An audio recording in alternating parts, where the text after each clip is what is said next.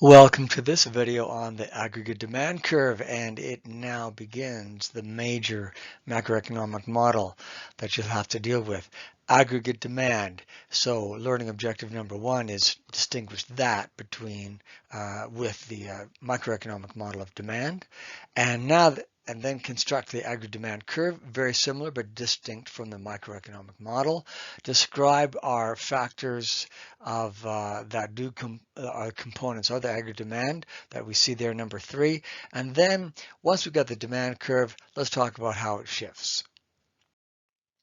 Now, here's an interesting thing. We've talked about what GDP is and how it's measured with the expenditure method, that formula.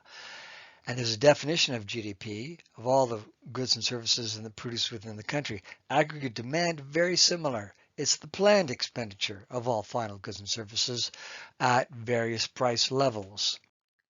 And so here's a formula, just like the GDP formula.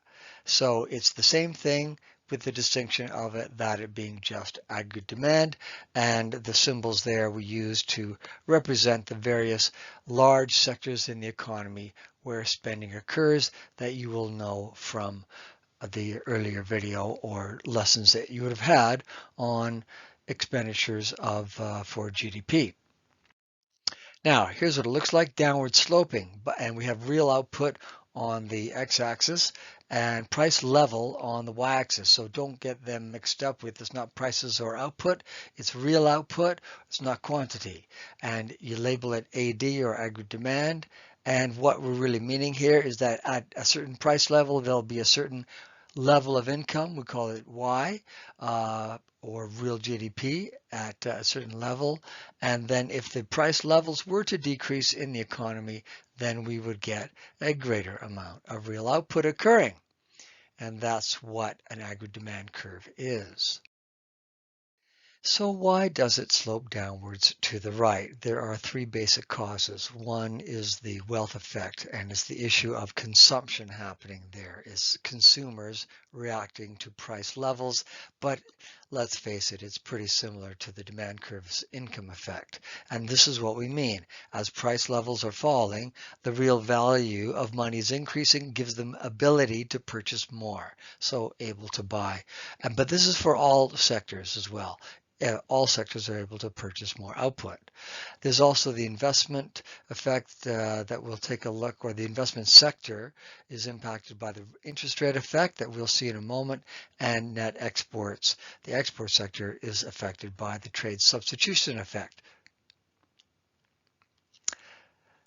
So let's take a look at how that works. The interest rate effect is basically thinking that when their price levels are decreasing, we're going to get nominal interest rates coming down as well. Hence, there's going to be greater incentive for spending, less incentive for saving, and that's why there'll be more investment and less saving when price levels decrease. Also, when there are lower price levels, then there's going to be a greater desire for foreign countries to buy our products. Hence, exports will increase and imports will be more expensive. That will cause aggregate demand to rise as well. So these are the three reasons why the AD curve, not shifting at all, just wide, slopes downwards to the right vis-a-vis the price level. And now the major issue here is to think about why AD may shift. Now, if we just take a look at the household sector, what are the factors that would change household spending, not just on one particular product for its price, but so it's not going to be advertising switching between substitutes. It's total household spending would be increased or decreased by these factors here, like income tax rates and whether or not there's going to be a general better or worse level of unemployment, how easy it is to get credit to borrow money, how much money have people borrowed and so they are paying back, how much debt they have, if the interest rates go up or down, and just the general feeling of good confidence, like if your team wins the national cup in some great award or the FIFA first place, whatever, everybody's feeling good and they go out and spend a lot of money. So why may there be firms changing levels of investment? And if the profit levels happen to be getting really good in the economy, or the interest rates again, and of course that's lower interest rates would mean that they'd borrow more and spend more. Again, do they have a lot of debt that they have borrowed in the past, so they have to spend a lot of their profits paying back the debt? So the higher the level of debt, then obviously the less investment is going to be happening because they're paying off the debt instead. Again, confidence is a big factor. Just are they optimistic about the future? And indeed, how about future inflation rates? Are they going to be higher than normal? And that could be dampening their expectation as well. So why might the government decide to spend or more or less money? And this is not so much out of their control. Very much policy issues involved, but certain types of government will with a political edge will have more or less spending on these factors that you see here. And so are there going to be new initiatives which are maybe about transportation or defense or trade issues, that sort of thing? Then it's a matter of spending government money for that. Is there a lot of debt that they have to pay off, or little debt? If there's not so much debt anymore, then there's more incentive for the government to spend on the economy. And what type of economic growth are they expecting? And indeed, what type of tax levels are they going to have? They might lower taxes and they might raise taxes. And fiscal policy is really a decision that's going to affect government spending.